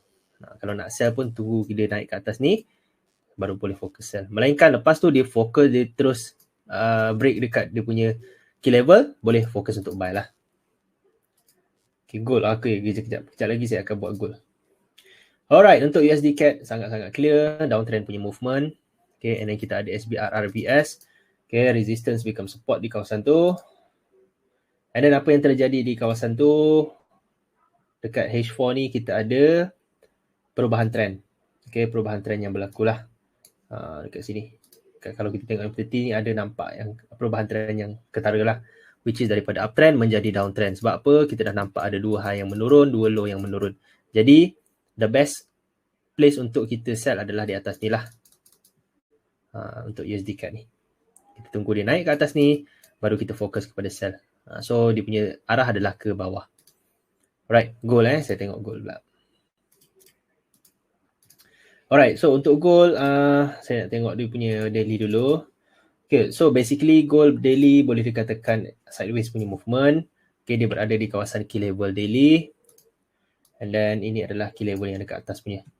Alright, so overall trend daily adalah downtrend. Okay, cuma apa yang kita boleh nampak sekarang, key level yang kat bawah ni dia sangat-sangat respect. Okay, sama juga dengan H4. Alright. So, apa yang kita boleh nampak kat sini dia agak weak. Okay, sebab dia punya trend dekat intraday punya time frame adalah uptrend sebenarnya. Sebab kita ada dua high yang menaik, dua low yang menaik. Okay, dia punya trend adalah uptrend. tetapi dia punya movement dia agak weak sikit kat sini. Dia buat dalam apa ciri-ciri korektif. Dia buat ciri-ciri korektif dekat sini lah. So, basically untuk gold, trend dia adalah uptrend. Kalau untuk arah dia, basically arah kita untuk gold adalah ke atas lah, sampai ke atas ni. Tapi mungkin pergerakan dia agak weak juga. Mungkin sampai dekat channel ni, mungkin dia akan turun kat sini. Dia main kat channel lah. Selepas tu mungkin barulah bila ada breakout dekat kawasan channel ni, di luar kawasan channel ni, okay, di luar breakout di luar kawasan channel, mungkin dia akan meneruskan perjalanan dia ke bawah. Okay. Tapi so far untuk buat masa sekarang, gold adalah upwards punya movement lah. So dia prediction saya dia akan main dekat dalam channel ni dulu sebelum dia buat breakout ke bawah. Right? So itu adalah untuk gold. The next one is AUD USD. Alright, so AUD USD kita tengok daily dulu. Basically daily chart agak strong juga untuk dia naik ke atas. Okay, disebabkan apa? Disebabkan ada SBR RBS. And then kalau daily berjaya close macam ni, dia adalah double V punya setup. And kalau kita tengok dekat time frame H4, okay, so kita tengah sampai di kawasan key level juga H4. Okay, so apa yang kita boleh buat adalah kita tengok dekat time frame intraday. Okay, intraday adalah uptrend punya time frame. Okay, adalah uptrend. Okay, kalau kita tengok dia punya high and low pun menaik. Dua high yang menaik, dua low yang menaik. Dia punya trend adalah uptrend. Cuma sekarang bukan masa yang sesuai untuk kita buy. Okay, disebabkan dia berada di kawasan key level ni lah. So kalau bila masa yang sesuai untuk kita buy adalah bila dia sampai bawah ni, lepas tu dia buat rejection, itu adalah masa yang sesuai untuk kita buy. Ataupun satu lagi, dia break dekat previous key level ni, dia buat retest, itu adalah masa yang sesuai untuk kita buy. So sekarang bukan masa yang sesuai lah. Okay, GJ saya dah buat first kali tadi. GJ saya buat first kali tadi, arah dia ke bawah. So ada target dalam 1500 point lagi. Okay, so next pair adalah UCAD tadi dah, USD JPY. Okay, USD JPY belum. Okay, USD JPY ada downtrend punya movement, sangat-sangat clear, and kita nampak ada weak market movement dekat sini, which is dia main dekat trend line ni. Okay. And then kalau kita tengok dekat time frame H4, dia berada di kawasan support become resistance. Okay, kalau kita tengok, okay, dekat time frame 30 pun sama. Okay, dia ada rejection di kawasan support become resistance ni. Ada candle apa? Ada candle double V dekat sini.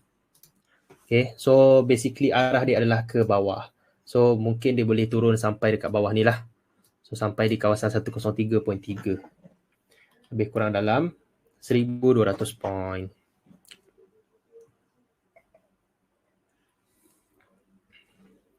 Yes. Nanti saya akan save masuk Telegram. Alright. So satu lagi, last pair. Saya nak bagi, mana NZD USD Okay, ni dia. NZD USD.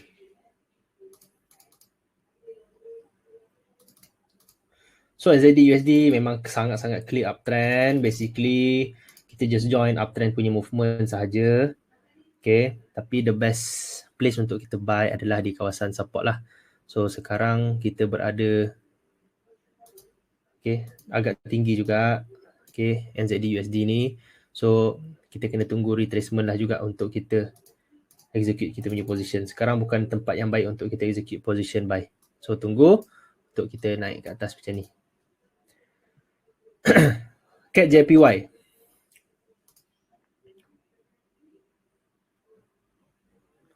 Sekejap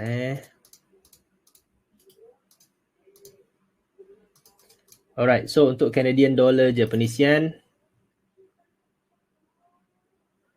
apa yang saya nampak sekarang dia adalah uptrend punya movement. Okay, disebabkan dekat sini ada high yang menaik, low yang menaik. Okay. Ben, kalau ikut analogi you tadi sell tapi group VIP terlibat. So, take note dalam group Telegram tu apa yang saya buat analisa itu adalah long term punya view sebab itu adalah ikut bank. Bank semua adalah long term punya view. Dia main dalam seminggu, 2 minggu punya. Tapi yang ini, apa yang saya buat analisis ni, kalau you perasan saya gunakan time frame M15 dengan M30. Jadi ini adalah untuk intraday punya view. Intraday punya view mungkin valid dalam masa 12 jam sahaja. Okay. So you kena tahu time frame. Time frame intraday valid dalam masa 12 ke dalam 24 jam sahaja. Right. So untuk masa yang long term, yang ini dah tak valid lah. So basically kat JPY, primer, saya nak tengok dekat dia H4 tadi adalah uptrend. Okay, kita nak tengok di time frame intraday dia pula. So intraday kita dah nampak ada uptrend punya movement, which is dia dah break dekat sini. Okay, and then ada structure, okay, structure uptrend dekat sini. So basically untuk intraday punya movement, kita boleh ada dua tempat untuk yang kita best entry, dekat sini ataupun dekat key level. So you pilihlah yang mana satu untuk you buy. Tapi target dia kat atas lah. Okay, so ini adalah untuk JPY intraday. Right, so NZD tadi dah. Okay, satu lagi Euro GBP.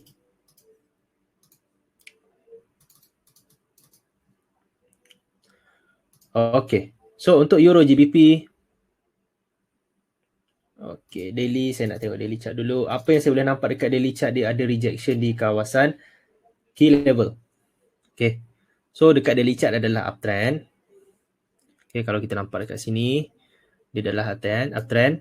And then ada double V punya setup di daily chart ni. So ada potensi untuk Euro GBP ni teruskan uptrend punya movement. Sebab ni adalah impulsif, ini adalah korektif. And then adanya rejection di kawasan key level tersebut.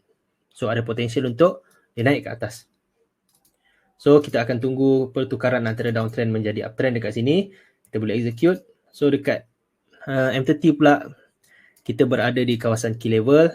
Tempat yang terbaik untuk kita buy adalah dekat sini dan stop loss kita lebih kurang kat bawah ni lah. Dan target saya untuk Euro GBP ni adalah sangat-sangat jauh. So kita boleh swing kita punya target. Tapi untuk intraday punya target, kita boleh target di kawasan atas ni lah. Which is the next key level kita. Lebih kurang dalam 830 point. Right, so target kita Euro GBP adalah ke atas. Alright. So okay ada apa-apa soalan tak? Saya pun dah start target dekat ni.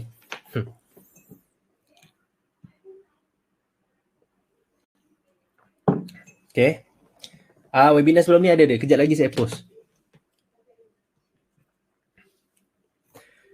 Okay, ada apa-apa soalan tak sebelum, sebab kita dah buat analisis semua. So far sebab saya tak nak, sebab kita punya webinar ni agak lama juga dah ni, dalam sejam setengah. Kita nak cepatkan sikit lah. So kita dah dekat penghujung juga ni. Kita dah buat live analisis sama-sama. Sebelum kita nak end, macam biasa saya open kepada soalan. Kalau ada soalan boleh tanya dulu. Okay, saya akan jawab lah. Ni strong market structure kan untuk sell. Mana satu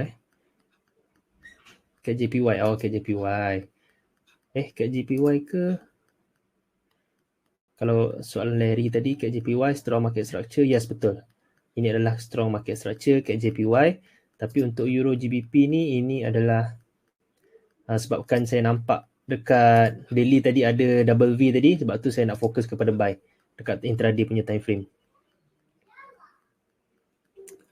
Ben, saya newbie baru join Telegram, boleh ajar di basic. Dalam Telegram tu saya dah pinkan satu link. Okay, you boleh belajar dekat video-video yang lepas dululah. Itu adalah basic punya. Tekan je dekat pin message tu.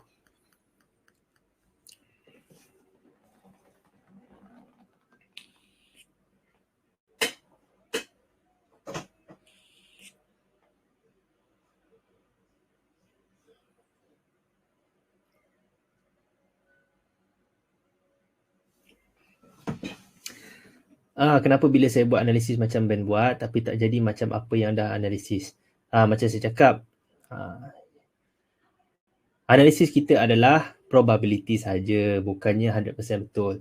So that's why saya pentingkan probability management and risk to reward ratio. That is the answer. Okay, kalau you control risk to reward ratio yang betul, you punya win rate 40% pun still boleh make money. Right? How to trade in sideways? Kita boleh trade based on rejection. Kalau sideways tu, okay, Sideways tu kan main dekat support and resistance. Kalau adanya rejection dekat sini, kita tengok rejection apa maksud? Ada candlestick rejection. Berlakunya double V dekat situ.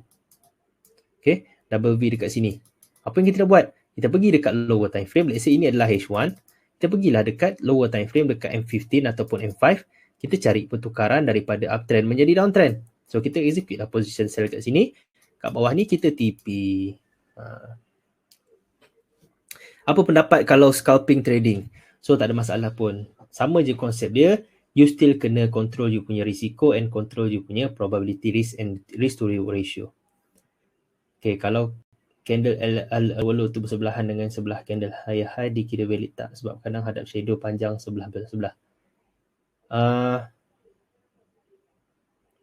Okay, saya kena lukis kot. Kalau candle lower low tu, okay, kalau candle lower low bersebelahan dengan sebelah candle high dikira valid tak? Macam mana tu? Saya tak faham lah soalannya. Tapi macam mana pun shadow dikira juga dikira as dia punya high and low. Jangan anggap candle saja. Shadow pun kita kira as high and low juga.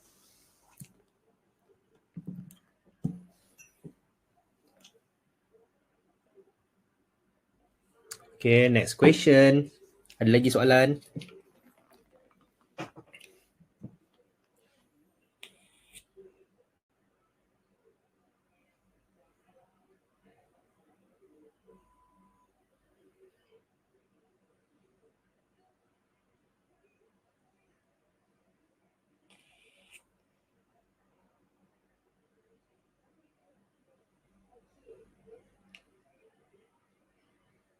Okay, next question. Ada apa-apa yang nak tanya? Boleh tanya dulu.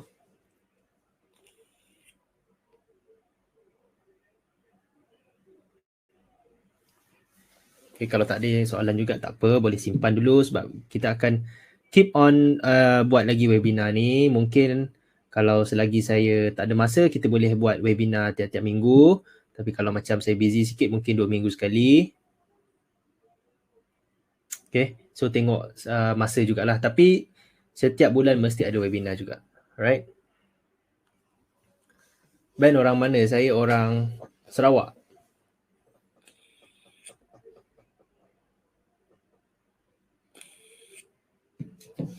KJPY. Yes, focus buy. Betul. Sebab intraday punya time frame adalah buy. Cara agar konsisten gimana tuan? Konsisten just control risk to reward ratio tadi. 1:2 dengan you punya probability lah.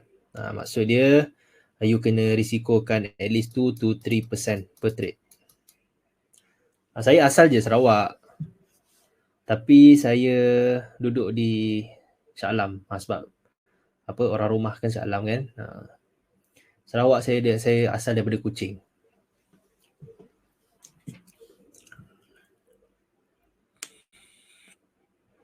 Akil tu memang student saya.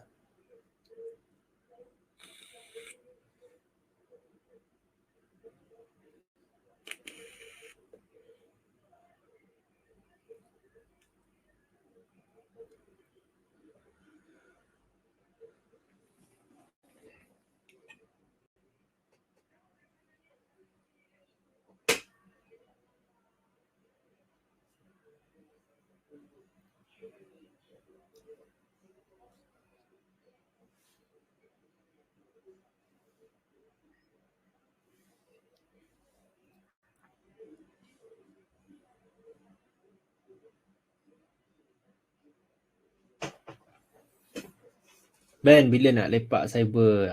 Boleh. Nanti kalau tak ada, dah habis PKP ke apa, boleh je. Kita nak buat program dalam grup kita kan. Boleh je, tak ada masalah. Right. Taman Sukma ke? Taklah, saya duduk dekat, kalau rumah, Sarawak tu, saya stay dekat, rumah saya dekat Kuching. Kalau rumah sendiri tu dekat Semariang. Kalau rumah kampung tu dekat area apa yang nama saya pun tak apa nak ingat lah kampung. Sungai Bedil. Ben, buat PC lagi ke dah stop? Sekarang buat masa sekarang ni terkena hold dululah sebab still PKP kan, so tak susah lah kalau nak berjumpa ke apa.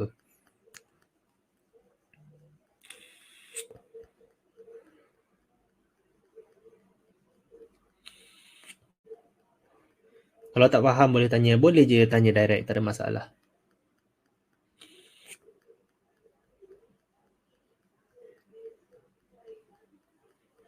Hujung-hujung tahun ni sesuai ke nak trade? Sebab tak silap banyak bank silap bank banyak dah holiday. Sesuai je, boleh je. As long as ada movement, boleh je nak trade, tak ada masalah. Melainkan tak ada movement, then no trade lah. As long as ada je movement, boleh je nak trade, tak ada masalah.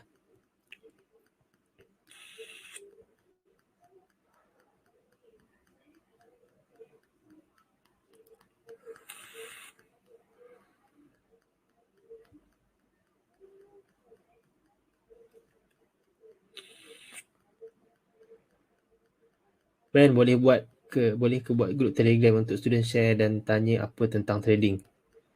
Saya group saya ada, saya buat group WhatsApp. Tak apa nanti saya just saya discuss dulu dengan team macam mana, sebab bila dah ada group macam tu takut macam terlepas pandang nanti kan. So jadi susah. So itu saya akan fikirkan nantilah. Belajar mana belajar saya banyak belajar. Banyaklah source kan. Daripada dulu sampai sekarang banyaklah juga source kita belajar. Saya banyak belajar online lah. More kepada online, and then so far apa yang mengubah saya sendiri punya cash flow adalah bukan teknik tu sendiri, and then cara saya manage risk management and probability semua tu, itu yang paling penting. And cara kita manage cash flow kita sendiri juga, bukan dari segi forex saja, dari segi kita punya perbelanjaan, expenses, macam mana kita nak agihkan duit kita, nak invest kat mana, semua itu semua benda tu penting untuk kita dapatkan financial freedom. Bukan setakat trade profit 100,000 withdraw kita dah kaya, bukan macam tu. Right? So benda tu banyak lagi benda yang kita nak kena belajar. Bukan setakat teknik forex saja. Kita kena belajar cash flow management, kita kena belajar cara kita nak manage duit kita dengan betul, kan? GJ tu dah boleh buy short term tak? Okay, untuk GJ saya fokus pada sell sebenarnya. Sebabkan dekat sini ada dia dah break 2 juga. Dia dah break dekat 2 key level untuk intraday lah. Sebab saya punya view adalah untuk intraday kan. Key level pertama kat sini dah break. Key level kedua kat sini pun dah break. And then dia punya rejection ada 3 kali dekat key level, dekat resistance.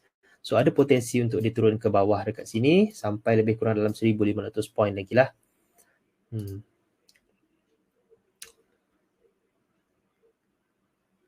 Bila nak ajar teknik Ragi Horner? Boleh nanti saya akan ajar. Ragi Horner tu simple je, dia pakai 34 EMA. Dia pakai EMA 34 close, dia EMA 34 high and EMA 34 low. Dia tambah lagi satu lagi dengan 8 EMA. So tak apa, ada banyak lagi teknik yang saya boleh share nanti dekat in future webinar.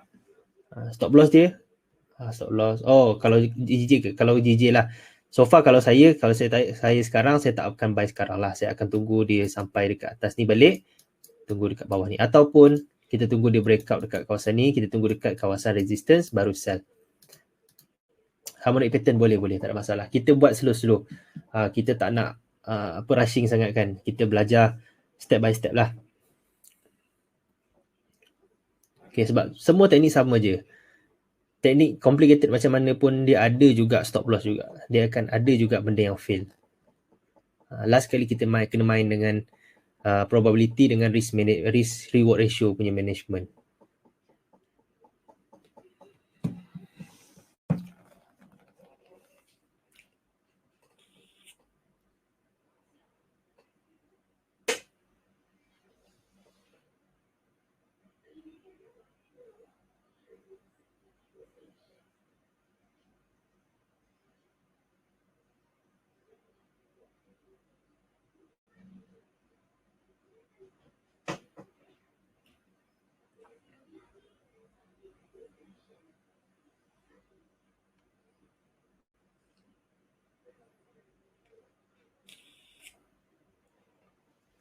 Untuk long term scalping tu recommend tak? Ikut you punya kesesuaian juga. Kalau you rasa scalping tu lebih you lebih prefer scalping, then tak ada masalah. Tapi still scalping you kena jaga you punya risiko and jaga probability management. Janganlah stop loss. Okay, you punya scalping, let's say you kat sini, stop loss kat atas ni, tapi TP dekat sini je. So risk to reward ratio punya management tu dah tak betul dah. Okay, fake out. So jangan Muhammad ada trade guna based on fake out juga ke? Banyak juga saya punya apa? Banyak je saya punya strategi yang saya gunakan juga sebenarnya. So tak apa. In the meantime saya akan ajar sikit demi sedikit lah. Webinar ada record tak sebab saya kerja malam je, webinar tak fokus sangat. Boleh ada je record.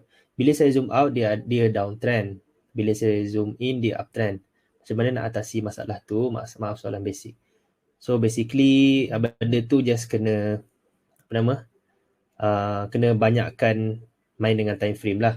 You kena tengok zoom out tu dekat time frame mana. Let's say dekat time frame 30.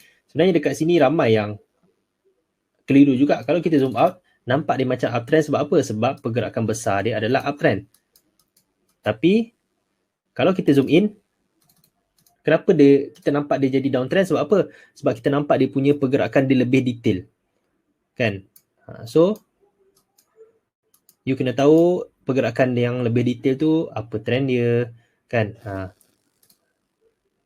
Okay, macam pergerakan ni, satu pergerakan ni ke atas ni sebenarnya dia bukan straight ke atas.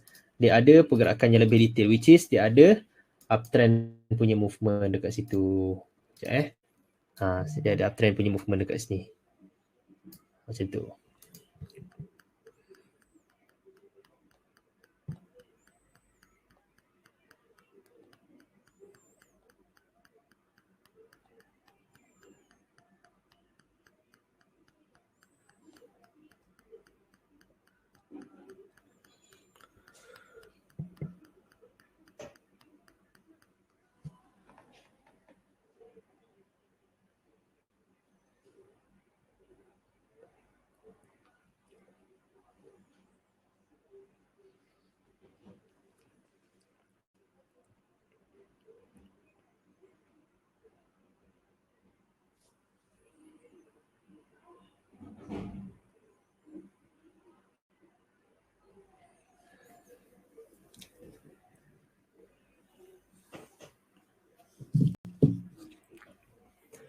Okay, bila ada webinar lagi nanti saya akan inform lah.